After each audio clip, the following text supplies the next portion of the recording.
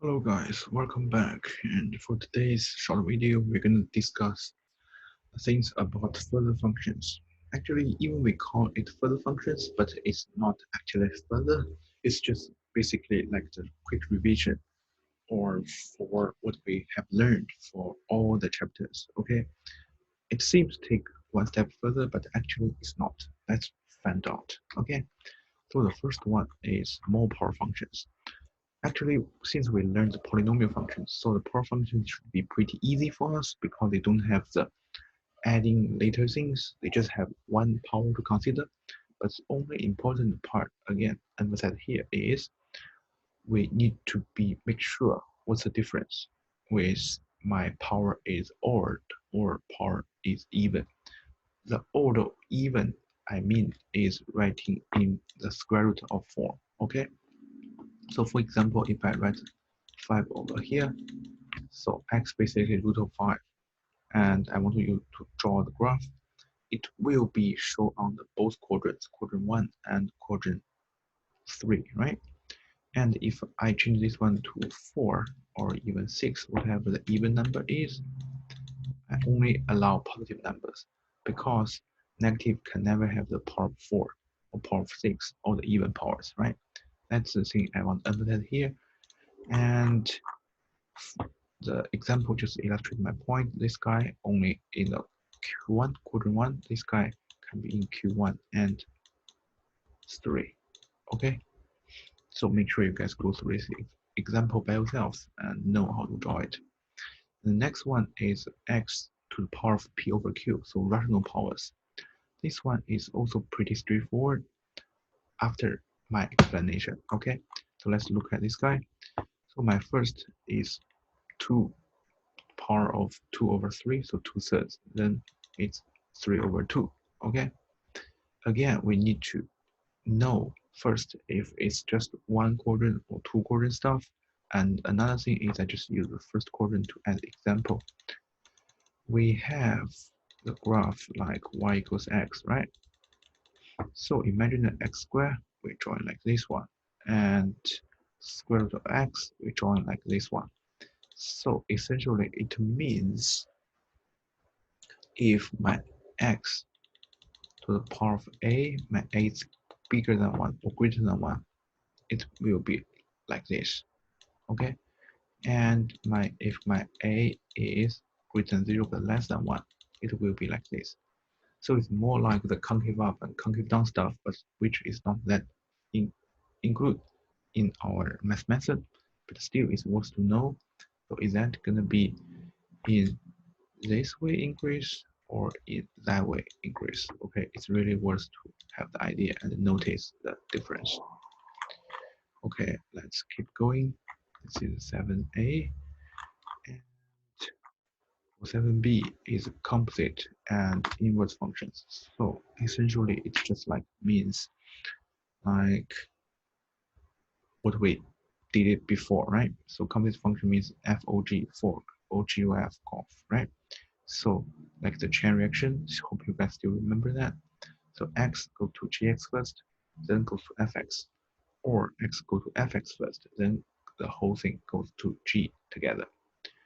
And for the inverse functions, it's also pretty straightforward because we covered a lot in chapter 1. The inverse function, technically speaking, is reversed from like y equal x and only one-to-one function have the inverse. The domain range also swapped with each other. And if you want to find the intercept, we can have fx equals f inverse x, or you can make fx equals x or f inverse x equals x to get the intercept. Okay, this is in the chapter 1, and the page number is around 38 or 40, so you can go there and see if you don't remember. So that's pretty much about it. And next important stuff is strictly increasing and strictly decreasing functions. Basically, it means if in some certain domain, my a is greater than b, and then I get my FA always greater than my FB. So my whole function is start increasing. And if my A greater than B and my FA is less than B, so my whole function is strictly decreasing. Okay, this is pretty important. Sometimes we can use this one to justify our answers or just do a quick sketch to see what's going on over here. And then another issue is sometimes the final exam gonna ask us to draw or ask us to prove or show that it's strictly increasing or strictly decreasing. Okay, but it's again it's pretty straightforward. And this is 7b. So for next part, 7c, sums and product of functions and addition of ordinates, which it's covered or fully covered in chapter 1. And just remember, this is totally different compared with the complete functions. This one is purely add or purely do the multiplication for two functions. And the domain in this case is just takes the intersection with both functions. And if question is asking us to sketch the graph, we can sketch both graphs separately and then keep the x value the same, then adding for the y value, okay? Which is much easier, and uh, just find some key points to adding, then you can use smooth curve to connect all the points to get what you want. Okay, the example 7 just illustrate my point, and you can clearly see that we were drawing the y equals 2x, sorry, y equals e to the power of 2x and y equals x.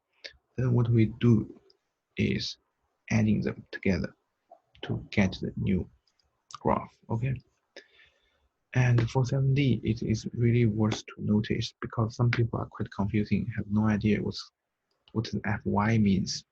So if my fx is log ex, my fy, right, if my fx just like log ex, my y is just log ey. Okay, just treat y as same as x.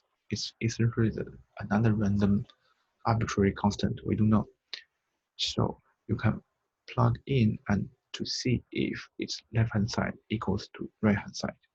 Okay, this type of problem also can be done, through case. So you just define the function and type the function into your case to see if it's left equals to right. So case will tell you true or false to give you the idea. Okay, sorry about that. And my 7e is another fancy name for what we learned. So family of functions, basically just like one characteristic is shared with the whole functions. For example, fx equal mx, the common things they share is 0, 0. All they pass is 0, 0. Okay.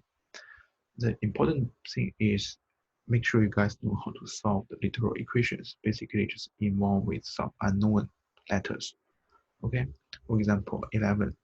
You have to demonstrate your understanding, like use m to represent the required informations and solve the values for m.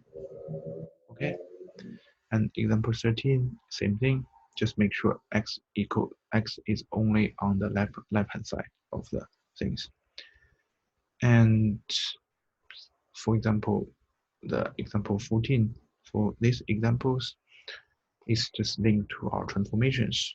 Make sure you can know or you can rearrange these required formulas to get all the things you need and all the things you want. Okay, so this is pretty much about the chapter 7 and the official revision. Okay, let's put it this way, official revision is just like chapter 8, so it's revise all the things from 1 to 7.